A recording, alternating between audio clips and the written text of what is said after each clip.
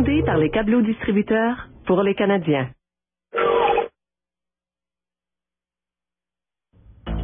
Hi, welcome to Beyond Politics. I'm Catherine Clark. Peter Kent enjoyed a career as one of Canada's most prominent media personalities until he decided to run for political office and became a cabinet minister in the current Conservative government. His storied career saw him reporting on some of the most newsworthy events of the 20th century. In fact, it was when he was reporting from Africa that he met his wife Scylla, whom he married after just 3 weeks. He joins me now to talk all about that and other aspects of his life beyond politics.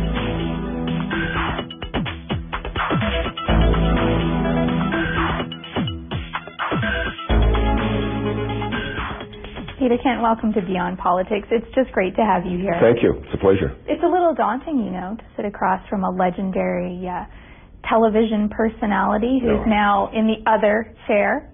Well, that's very kind, but I'm not sure about the legendary characterization. I've had a great life. It's been a wonderful adventure, but a career path that I wouldn't recommend to anyone Why? Today. Well, because it was an interesting time. I guess we're all products of our times. But when I found my way into journalism originally, it was after attempting a couple of other career paths, and there weren't the sorts of journalism schools, the professional training, particularly in television, that are available today. So it was an apprenticeship with a variety of mentors and news directors and colleagues over the years, and a lot of 2 steps forward, 3 steps back. It was a career path that you couldn't replicate today. But it's been wonderful, and it's as I say, it's been a great adventure, and now that I've crossed over to the responsible side, other side of public policy, as I tease some of my former colleagues, it's some of them grind their teeth and some of them take it as a joke that's intended. But it's a continuing adventure, and I can remember when a number of my former colleagues joined the upper house, and there were talk shows that said, "What does a journalist know about politics?" And some of the journalism students that I speak to asked the same question, and I came back and said, well, virtually every story, whether it's local or international, that a journalist writes, presents, is a form of public policy, deals with public policy. So that in a lot of ways, without being too self-centered and egotistical, I think that journalists come to politics as well prepared, and in some cases much better prepared to tackle public policy. I think also that you're exposed to politicians as people, yes, as well, sure, in your profession or your former profession, and so you're well aware of the challenges that you're going to face on a personal and professional level. Sure. You've seen both sides, yes. So you don't, as you say, you don't come to it as a newbie. You're not. There was still somewhat of a shock. I still feel like a rookie 2.5 years later. Right. In a lot of ways, and I was very fortunate to be fortunate and challenged to be a rookie MP and a rookie junior cabinet minister. Yeah. But yes, it's absolutely true. You do see, you're prepared to see the trials and tribulations. I can remember covering John Diefenbaker's last campaign and the leadership. Covering leaders like Robert Stanfield, Lester Pearson, Pierre Trudeau. Your dad, Brian Mulrooney, and you see the highs and the lows and the way people have to cope and carry on, and unlike journalism, where if today's story doesn't resonate with the public, you can change another story tomorrow. Once you're in politics, you ride the horse you're on until you can get off. Down. Yeah. So it's a great adventure. You talked about a couple of other career paths before journalism. Yes. What were they? Well, from grade 11, I enlisted in the Royal Canadian Navy's venture program. I was fortunate enough to be accepted, which was going straight to the naval dockyard to take university studies and at the same time train to be a naval aviator. It was a great program that the Navy ran in the late 50s, early 60s. Unfortunately, I had only 1 year of French before going into that program, and because we were training with Belgian naval officers, we were all midshipmen effectively, and because it was pre-official B&B, there was a requirement suddenly that all Canadian naval aviators needed to be proficient in French, and I struggled and I just couldn't do it, and the studies and the military training at the same time.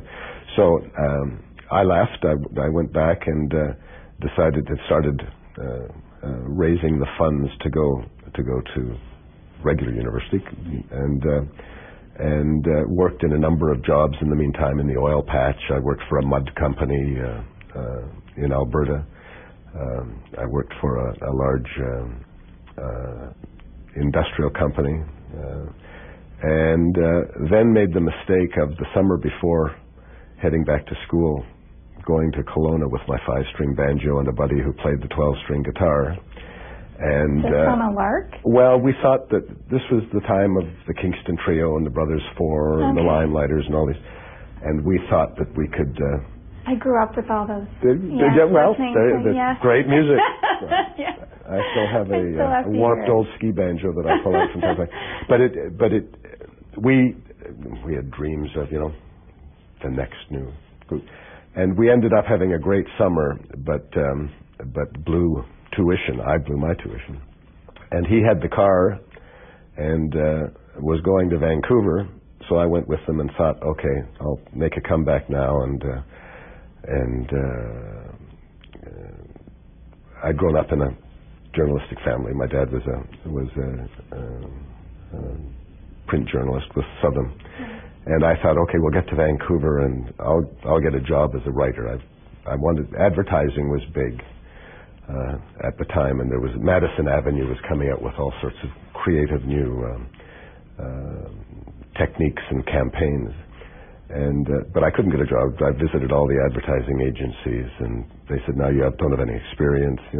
And one of them said, I think half in jest, find the lowest rated small town radio station and go and tell them you want to write public service announcements and learn your skills, and then come back and see us. So I wandered down Howe Street to a station that doesn't exist anymore, CJOR. They called it the Theatre Under the Stairs. And it was really a Canadian version of WKRP. And I say that in the kindest terms. It was a lot of guys. It was a very attractive receptionist? No. I don't think we had a receptionist, actually. And it was the beginning of talk radio in Canada. The star of the show was Pat Burns, a guy called Pat Burns. And they said, well, we don't need any copywriters, but how would you like to be an operator? Operate the board for Pat, screen calls and so forth. So I did that for a while, but at virtually the same time, the fellows in the newsroom who tended to be they were older journalists who didn't spend a lot of time on the streets news gathering. They were great writers. They were real hard-bitten journalists. Sort of took me under their wing and mentored me. And did they do that because they saw a wonderful opportunity to not have to ever go on the streets again? They could just send you? Perhaps they put me out in the traffic car, and when the Beatles came to town, sent me down to the hotel they were staying at to ask the youngsters why they were screaming and yelling, and I came back and they showed me how to slice 1/4-inch tape and put together right linkage and select clips, and I was hooked. And so I worked at CJOR, I worked at CFUN, I shouted. It was a rock and roll station, shouted the news for a while. And then when the forerunner of the CRTC, the Board of Broadcast Governors, took away CJOR's license, I went to Calgary, got a job in a radio and TV station, CFCN, and gradually learned the trade of writing backwards on the weatherboard to do the weather forecast with white lipstick, and again, how to shoot film, how to edit film, and decided to go off to Vietnam as a freelancer. Wow. Why? Why would you decide to do that? It was a huge story. Okay. The social, this was I went to Vietnam first in 1966, so this was the time of the beginning of the anti-war movement, the very early beginnings, the civil rights, Martin Luther King, and I was just fascinated by it. And the stories, Vietnam at that point, journalists were still considered on side by the South Vietnamese government, by the American forces, and so I showed up very green, very inexperienced. Was accredited, told to put on a green quasi-military looking uniform, wear boots, get a knapsack, and then basically was told I had carte blanche to go anywhere in the country that I wanted. Amazing. Go out to Bien Hoa Airport and say, oh, an aircraft going to Da Nang. And they'd say, oh, sure, we got a seat, get on. It was... That's incredible. Wow. Times have really changed. Well, absolutely. Well, after the Tet Offensive in 68, the media was seen as the enemy. Right. Because, the great journalists of that era were beginning to tell the truth behind the 4 o'clock follies, as they were called, the afternoon briefings, which in the end misrepresented what was happening on the battlefield and happening within the South Vietnamese government, which was less than a perfect democratic ally. When you first arrived there, what were your first impressions as a young person? I was overwhelmed by the exotic setting, the size of the endeavor, the military intervention led by the United States. There were Australians there as well, and Koreans. And also I met the Canadians on the International Control Commission who were monitoring both sides of the war, and basically it was information overload, and tried to just keep what I was doing down to the personal experience rather than to try and do geopolitical overviews. And I was lucky. Some of the stories that I filed, and these were the days where I had a couple of hand-cranked black and white cameras and doing 100-foot loads of film, and we didn't shoot at night except where there was heavy tracer fire because film in those days just didn't allow it. And I'd stick them in little pouches and mail them back to Canada. And I was fortunate. How long would it take?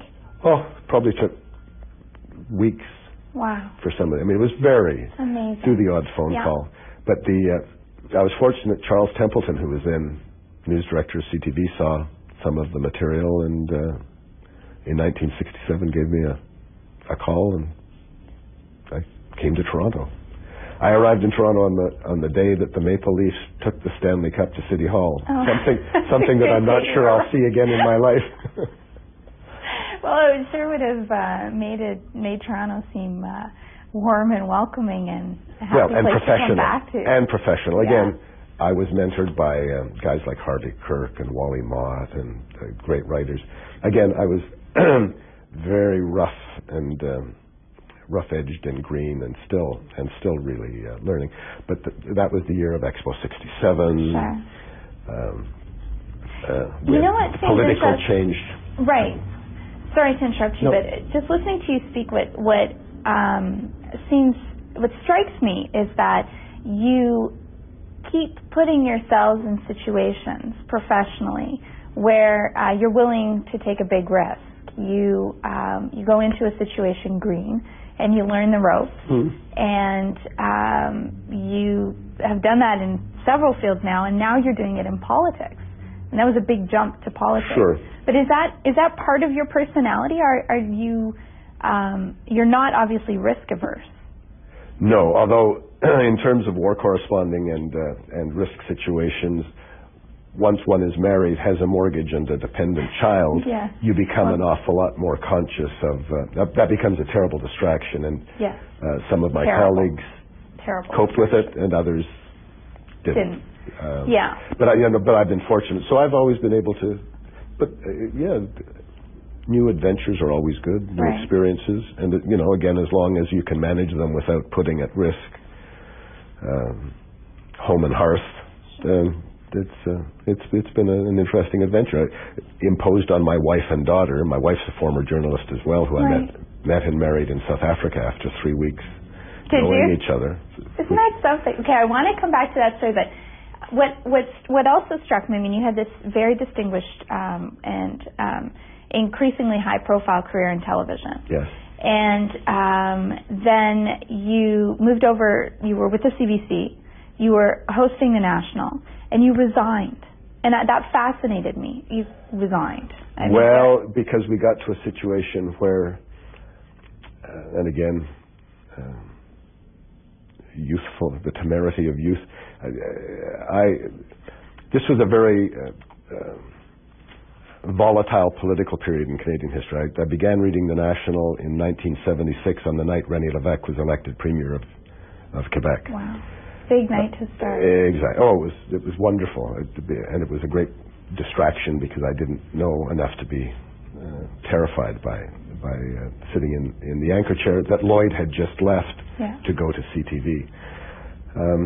But in the couple of years after that, there were great political pressures to cover René Lévesque in one way and to cover Pierre Trudeau in another way.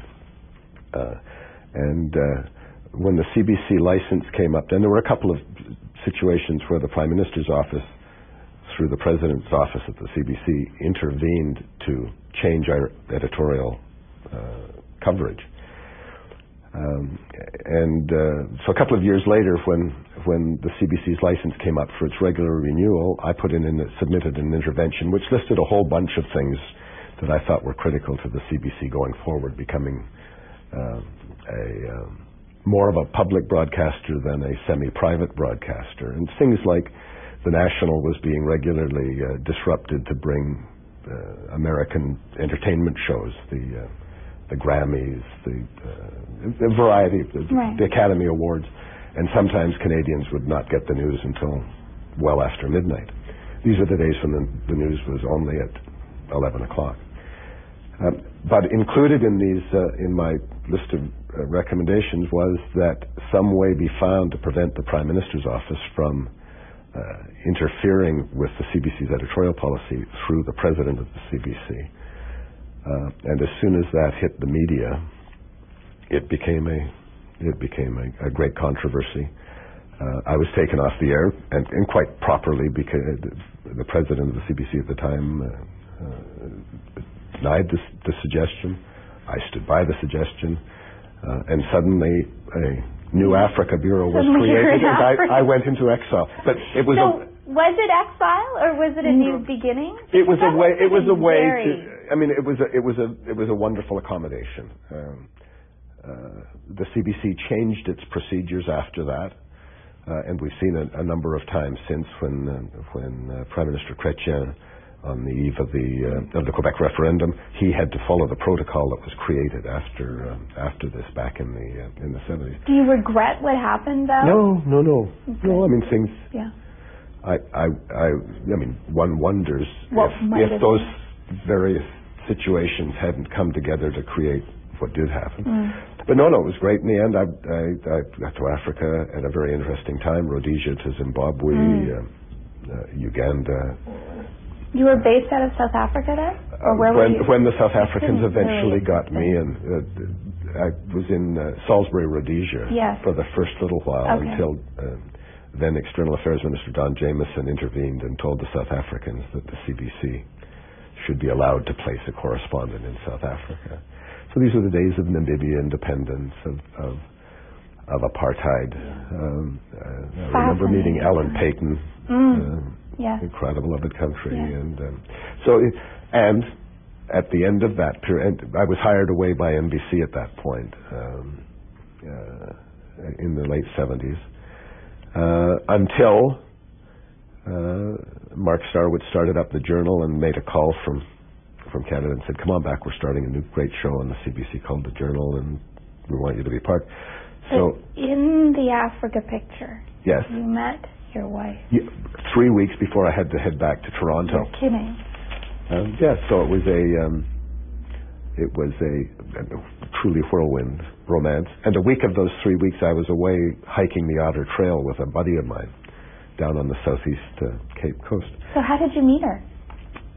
A blind date arranged by other journalists who were amused by the fact. She was a columnist with the Johannesburg Star, writing under the name Cilla Duff.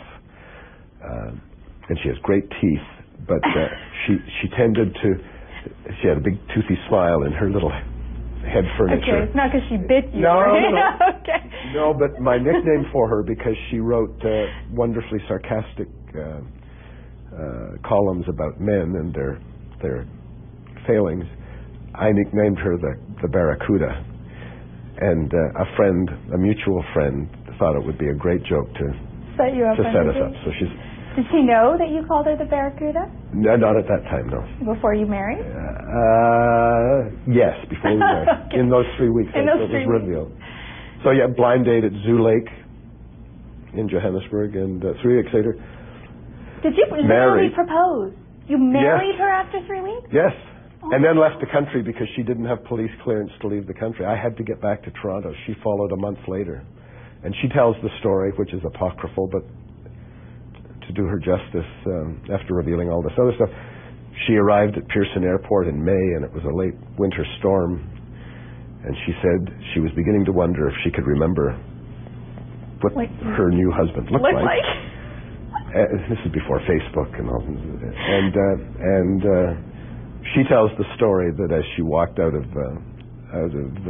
customs, this tall, skinny guy walked up and said, "Welcome to Canada," rather than, it was fun. I don't remember it that way, but that's the story that she tells. Anyway, so we settled in, and it must have been tough for her. Move it was very tough. All the way around the world to this completely different, very cold in May country. Yes. And she was with a man she'd only known, really, that she'd married for 3 weeks. Exactly. But we were both journalists. And we both had. She had that. And I made another mistake.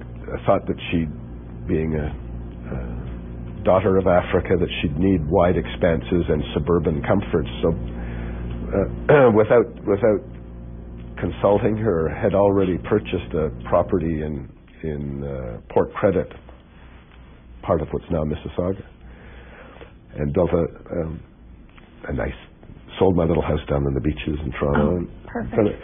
And then discovered that, in fact, she wanted to be downtown Toronto. Okay, well, so this leads me, and I don't mean to jump ahead a little bit, but I want to make sure we get... And Trilby arrived about this time, our daughter. So, how soon after? 1982, a year later. Wow. Oh my gosh, what a lot of changes. Oh, very exciting. And the Journal. And that's amazing. You lived in Cabbagetown, I think. No, we do now. Well, we have a house in Cabbagetown. Right. We have lived. When we came back to Canada after NBC. Yeah. You lived way out and after World Monitor. This was in the 80s. We were. Yeah. After a couple of years, the Journal was up and running, and we'd had a couple of bad winters. We decided, and NBC came back and said, "Why don't you come back with us?" And we decided we were ready to return to the States, right, and went to Miami. Oh, perfect. Much more and conducive. I covered to... South and Central America. I'd covered the Americas basically for NBC for 3 years, and then worked with Roger Mudd and Connie Chung on what had started out as Roger's American Almanac, and then became 1986, the forerunner of 30 Rock. But at that time, 1986 never became 1987. No, it was just 1980. It didn't. Yeah, it was a great show. It was a lot of fun, but we just didn't. It wasn't fully formed, and so I was asked to become NBC's senior European correspondent, which was again a great move at a time of glasnost and perestroika and the end of the Cold War. But by 1990, I was responsible partially for Russia, Afghanistan, the Middle East, and Africa, so I was on the road an awful lot, and we decided that for all the best family reasons, we'd leave NBC and came back to Boston and worked for a great cable network, which was created by the Christian Science Monitor newspaper, the company. I worked for a program with John Hart called World Monitor, which was probably the most satisfying period of my journalistic career, because it was there was no proselytizing or interference by the church. We were just doing journalism. But there was a schism in the church, and they decided that Mary Baker Eddy, who started the newspaper, never intended television. Yeah. So they shut us down. We were all given wonderful severance, and we decided to come back to Canada. We're running out of time, so I have some very important questions to ask you. Apparently, you like to do stained glass work. Yeah. Well, I haven't had a chance since I got into politics, but it's very therapeutic. It's great. You actually did the windows on the door. On the house in Thornhill. Right. Yes, we renovated an 1842 fixer-upper farmhouse, and I did the panels. They're not very large panels, but the panels for the house. You don't have a chance to do that? No. Are you I think about fixer, though? Are you? Oh, yes. Do you tinker around the house? Last weekend I was up on the roof cleaning the gutters and were you causing great irritation with my better half. But I love. I don't get a chance very often to do those things. But, what do you do in your spare time? I mean, do you have the opportunity to do other things now, to read books, to play sports? Read books a lot. I play the banjo occasionally. I guess the 5-string banjo is still not very well. The saxophone, not very well. Right. Mostly by myself. Yeah. Maybe with the dogs. The piano, not very well. But reading a lot of time on aircraft when the briefing books get a little bit too dense. Yes. So the girl with the dragon tattoo, a lot of escapism stuff. Sure. But history. Yeah. Speaking of the density of briefing books, are you glad that you took this plunge into political life? Oh, absolutely. Really? Wouldn't change a thing. Absolutely. Yeah. Some days. And I mean with the greatest respect, my foreign service professionals at the department, some days it's a little like living an episode of Yes Minister, because it's a big bureaucracy. It's a wonderful bureaucracy, but there are frustrations from time to time. But it's like going to grad school. Really? Absolutely. And also working, a few of my contemporaries from the 70s and 80s, in the Americas particularly, Luis Alberto Moreno, the head of the Inter-American Development Bank, was a journalist in Colombia in the dark days when we were working there in the 80s. So, there's comings and goings, passages, and it's wonderful. I really appreciate that you took the time to be here today. Thank you. So Your pleasure. much. It's just been a great pleasure to chat. Thank you.